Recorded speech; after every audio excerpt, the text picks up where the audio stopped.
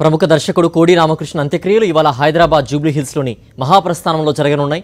అనారోగ్య కారణాలతో నిన్న హైదరాబాద్లోని ఓ ప్రైవేట్ ఆసుపత్రిలో ఆయన తుది శ్వాస విడిచారు. ఆయన భౌతిక గాయానికి సినీ ప్రముఖులు నివాళి అర్పించారు. తెలుగులో ఎన్నో విజయవంతమైన చిత్రాలకు దర్శకత్వం వహించిన కోడి రామకృష్ణ తమిళ, మలయాళ, హిందీ సినిమాలను తెరకెక్కించారు. 2016లో కన్నడ చిత్రం నాగరాహు తర్వాత ఆయన మరో చిత్రానికి దర్శకత్వం వహించలేదు. తెలుగులో నేడు అగ్ర కథానాయకులుగా వెలుగుతున్న అందరికీ తొలి హిట్స్ అందించిన దర్శకుడు కోడి రామకృష్ణ. అన్ని జానర్స్లో చిత్రాలు నిర్మించిన విలక్షణ దర్శకుడు ఆయన. 1979లో వచ్చిన కోరికలే గుర్రాలైతే సినిమాకు అసోసియేట్ డైరెక్టర్గా తెలుగు చిత్రసీమలోకి కోడి రామకృష్ణ ప్రవేశించారు. 1982లో ఆయన దర్శకత్వం వహించిన తొలి చిత్రం ఇంట్లో రామయ్య వీధిలో కృష్ణయ్య విడుదలైంది. ఈ సినిమా ద్వారానే చిరంజీవి స్టార్డమ్ సాధించారు. బాలకృష్ణకు ఎంతో పేరు తెచ్చిన మంగమ్మ గారి మనవడు చిత్రానికి కూడా దర్శకుడు కోడి రామకృష్ణే. ఆయన దర్శకత్వం వహించిన అమ్మోరు, అరుంధతి తెలుగు చిత్ర పరిశ్రమకు ఎనలేని ఖ్యాతి తెచ్చాయి.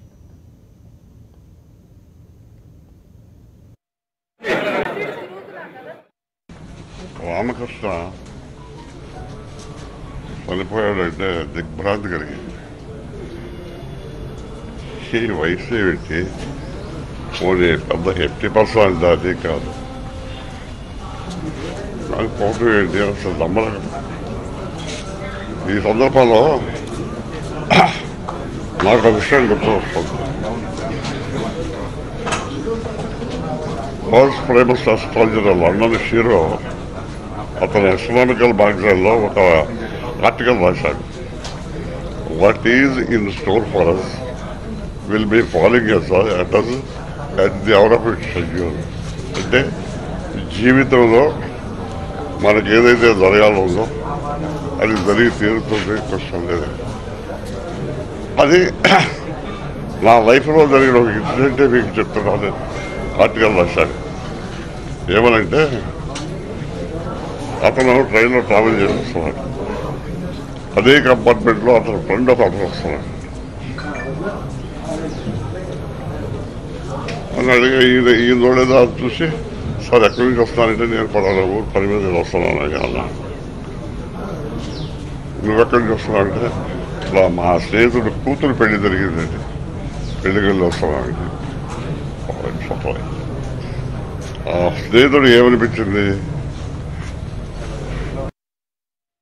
వీళ్ళు పెట్టుకుంటే ఏదో బిజినెస్ అవుతుంది, వీళ్ళు పెట్టుకుంటే ఏదో సినిమా ఆడుతుంది, అలా కాదు. అసలు చాలామంది స్టేజ్ ఆర్టిస్టులకి లైఫ్ ఇచ్చారు. దాని తర్వాత వాళ్ళందరూ బిజీ అయ్యారు.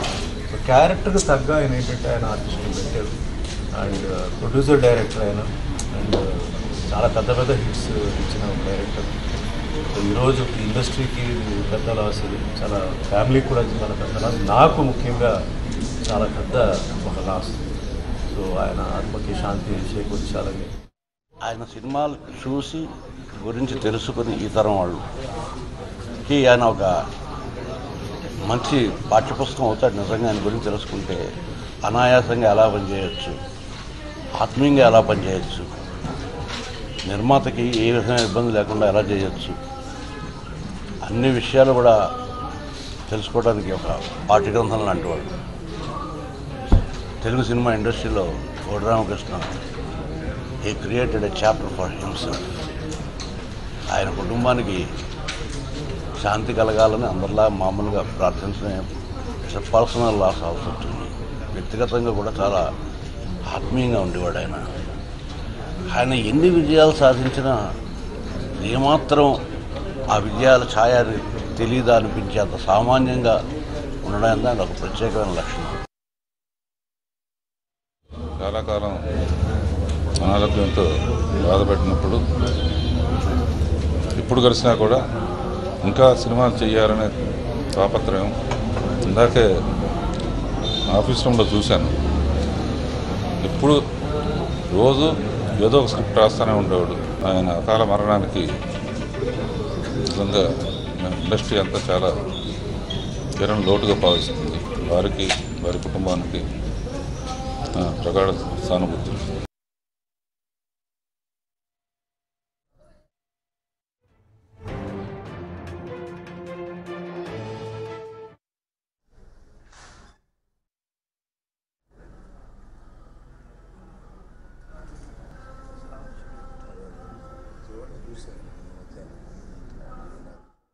కోడి రామకృష్ణ అంత్యక్రియల గురించి మరిన్ని వివరాలు మా ప్రతినిధి నాగేశ్వరరావు అందిస్తారు. నాగేశ్వరరావు, ప్రస్తుతం కోడి రామకృష్ణ ఇంటి వద్ద మీరు ఉన్నట్టు తెలుస్తోంది. అలాగే అంత్యక్రియలు రాయదుర్గ మహాప్రస్థానంలో ఎన్ని గంటలకు జరగనున్నాయి, వివరాలేంటి?